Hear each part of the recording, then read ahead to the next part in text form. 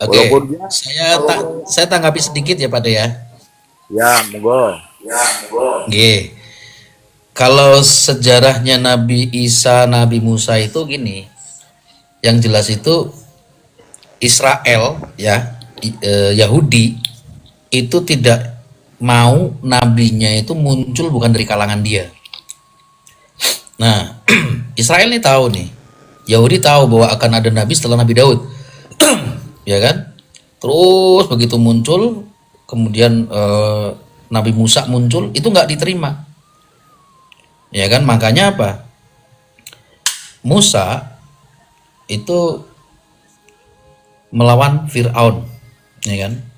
Karena pada saat itu Fir'aun mendapatkan petunjuk ya dari dukunnya bahwa akan ada generasi yang akan menghancurkan dia, gitu.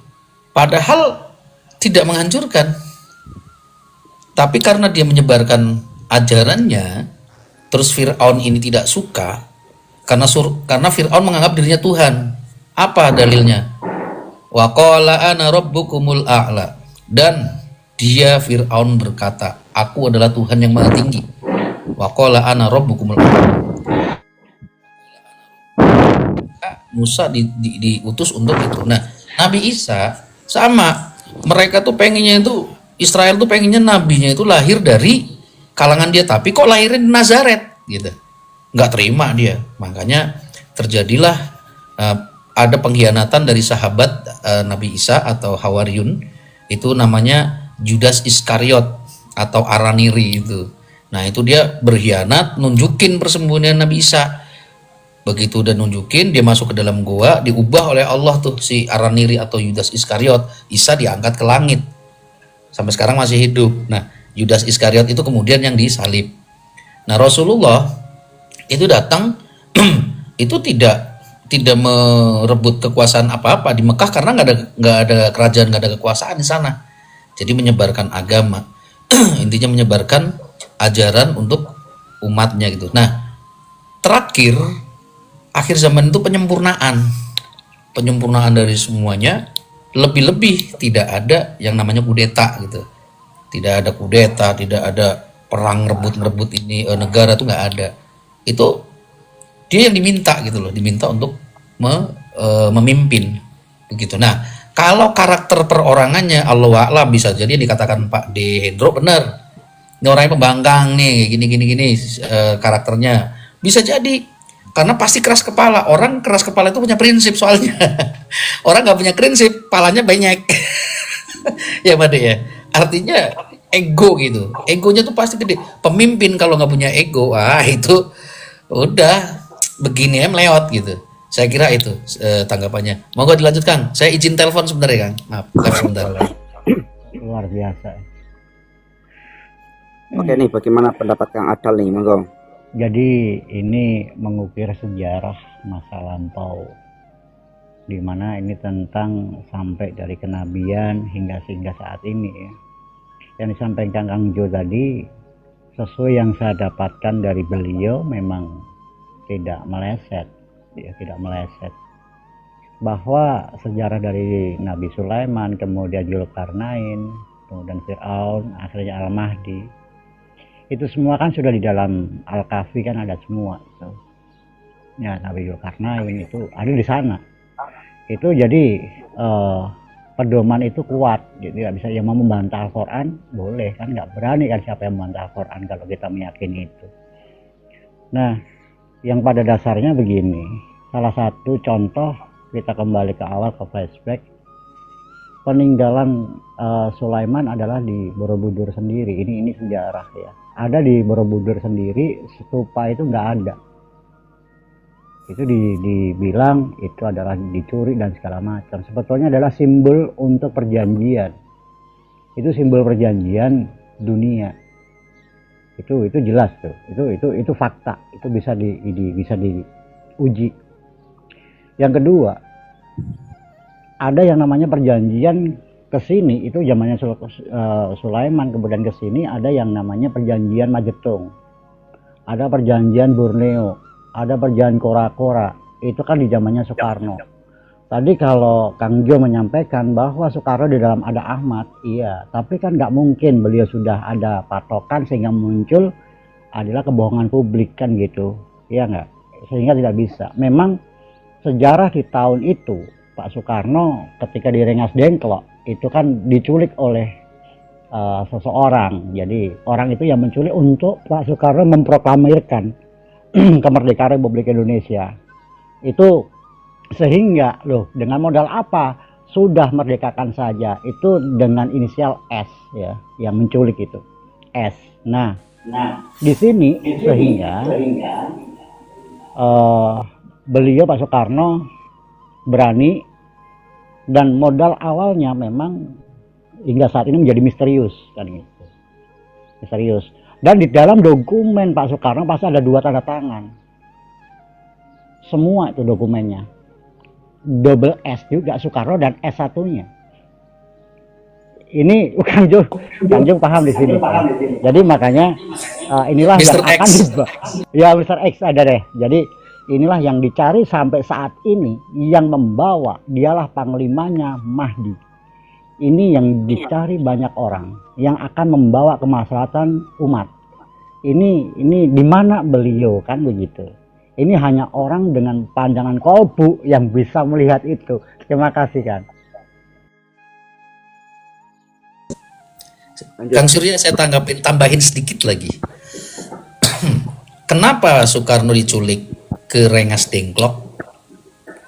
Ya kan, ingat Pak Karno menyampaikan jas merah, jangan sekali-kali lupakan sejarah.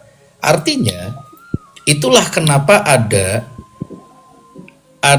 di apa namanya itu Wangsit Prabu Siliwangi bahwa sosok bocah Angon diculik ya dalam tanda kutip oleh bocah budak janggutan gitu kan, dibawa ke Lebak Cawene. Sama sosok Al-Mahdi itu akan dibawa oleh apa namanya Al-Badr, pasukan Al-Badr untuk dibawa ke Makkah untuk di apa namanya itu di baiat. Nah, ini pun semua silokah loh. Allahu a'lam, apakah betul akan dibaiat di Makkah?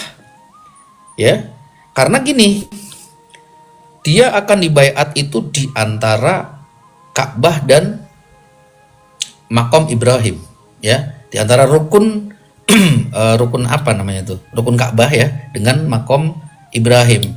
Kalau kita bicara silokah, Makom Ibrahim itu bukan makamnya Nabi Ibrahim. Kita ngomong hakikat ya. Ingat Nabi Ibrahim itu pernah ada di Indonesia, ya kan? Dulu di Pulau Jawa sehingga kawin dengan Siti Konturah gitu ya. Makanya ada cerita Brahma ya dengan siapa lagi tuh? Saraswati ya kalau nggak salah itu ininya kan. Nah, kenapa dulu itu ini balik lagi ke sejarah masa lampau nih yang ditutup. Ya kembali lagi ya. Maha benar Allah dengan segala firman-Nya gitu ya. Semua berasal dari Allah kalau kebenaran, kalau salah dari saya. Jadi gini, peristiwa Sulaiman memindahkan kerajaan Bilqis ya oleh seorang syekh yang paling sakti bernama Syekh Barkiyah. Itu pada saat memindahkan memindahkan kerajaannya itu jadilah itu kerajaan yang sekarang itu Borobudur tuh. Itu kerajaannya Nabi Sulaiman. Tapi kerajaan Bilqisnya itu di mana? Itu di Sabah, negeri Sabah, itu di Wonosobo, Wana, Sabah itu kan Sobo. Wana itu kan hutan, alas di daerah situ. Nah, pada saat memindahkan, ya ini boleh dianggap dongeng lah ya bagi yang mungkin nggak bisa menerima secara akal gitu. Pada saat memindahkan itulah terjadi hentakan bumi, ya dipindahkannya itu luar biasa, gerak gitu kan, sehingga bumi itu terpecah. Nah, belahan bumi yang dipindahkan oleh Syekh Barkiyah ini jadilah Pulau Jawa, Pulau Sumatera, itu hentakannya jadi seperti itu. Nah, makanya banyak peninggalan para nabi itu ada di Pulau Jawa. Ya.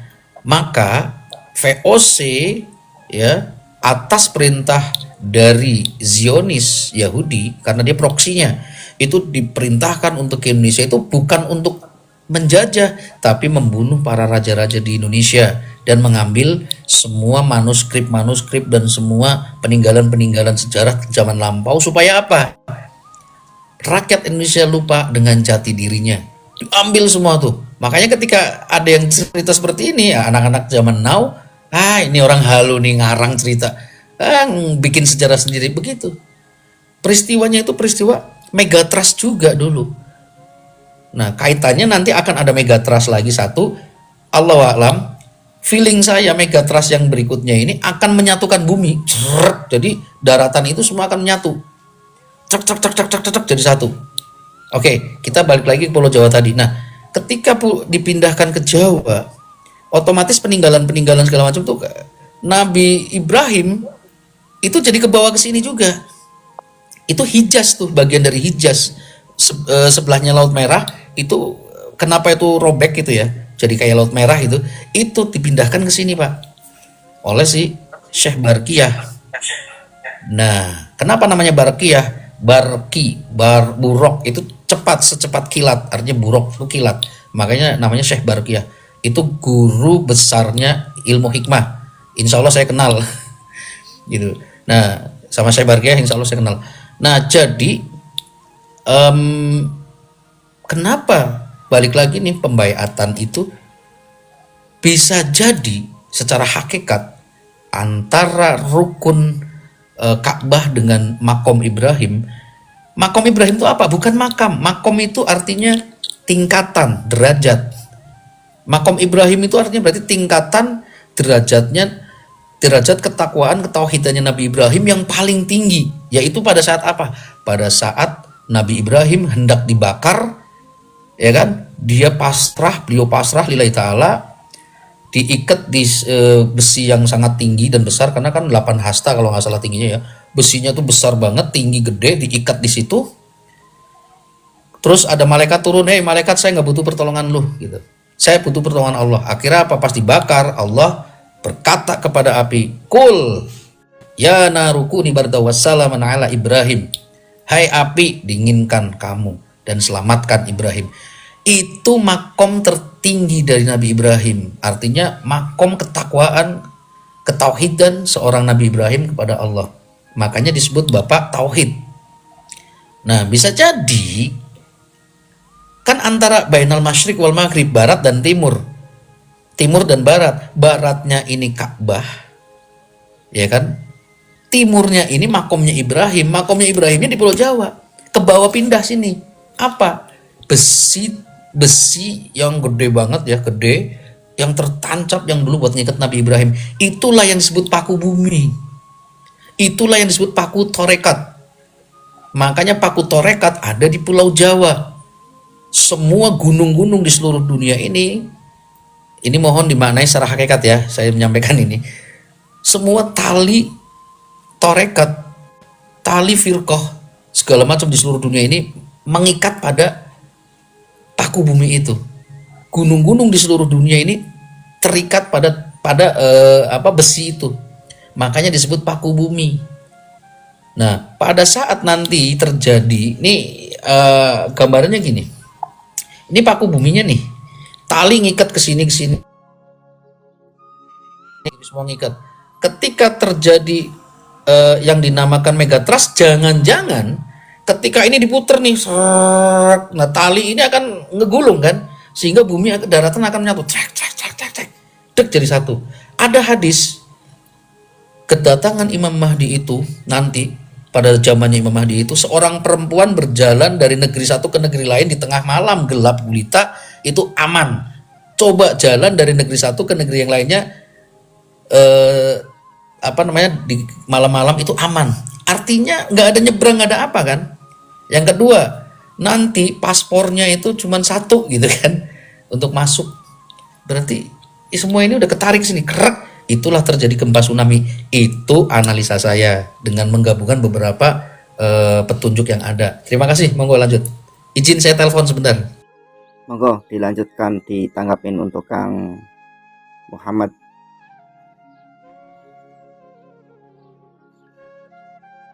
Ya, atau Kang Afdal nih. Oke Bang, jadi menarik sebenarnya ini kalau ngobrolin dengan Kang Jo, dengan Bang Surya, ini secara langsung ngopi bareng, seru. Bahwa memang tadi disinggung juga Bilqis ada di sana. Nah kemudian itulah yang namanya ada perkawinan simbolik kalau sejarah dulu. Jadi perkawinan simbolik itu antaranya anaknya Ratu Bilqis sehingga melahirkan seorang perempuan yang bernama Setiawati Bilqis. Itu kan ada ya. Jadi disinilah kalau ditarik benang panjangnya, kalau secara hakikat kalau memang belum mendalami hal ini ya seperti Kang Jo bilang sampaikan tadi, itu halu, tapi itu fakta yang bisa melihat itu yang tahu.